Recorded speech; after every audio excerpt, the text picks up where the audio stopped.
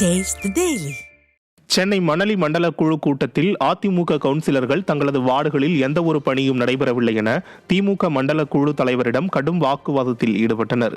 மணலி மண்டலத்தில் மாதந்தோறும் நடைபெறும் சாதாரண மண்டல குழு கூட்டத்தில் 18வது வார்டு அதிமுக கவுன்சிலர் ஸ்ரீதர் பேசுகையில், திமுக ஆட்சியில் தனது வார்டில் எந்த ஒரு பணியும் நடைபெறவில்லை என்றும், தோண்டப்பட்ட சாலைகள் அனைத்தும் இதுவரை போடப்படவில்லை என்றும் குற்றம் சாட்டினார். அரசு அதிகாரிகளும் தனது வார்டை புறக்கணிப்பதாகவும், இதனால் மக்களிடையே கொந்தளித்துள்ளதாகவும் புகார் கூறினார்.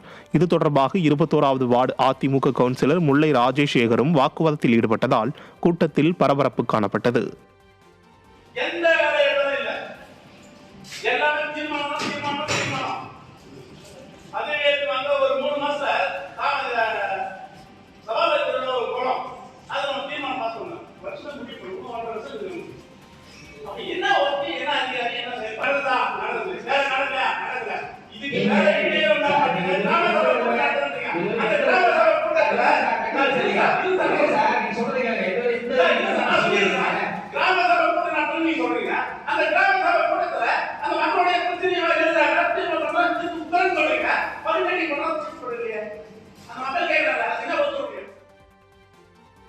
எல்ஐசி நிறுவனம் வாட்ஸ்அப் மூலம் பிரீமியம் செலுத்துவதற்கான ஆன்லைன் வசதியை அறிமுகப்படுத்தியுள்ளது.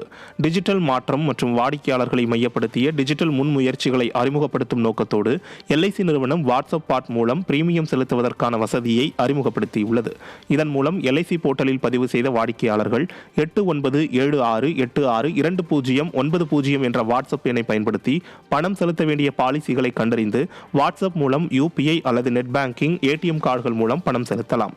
பிரீமியம் செலுத்த வேண்டிய பாலிசிகளின் விவரங்கள், பணம் செலுத்துதல் மற்றும் ரசீது பெறும் வரை வாட்ஸ்அப் பாட்டில் மேற்கொள்ளலாம்.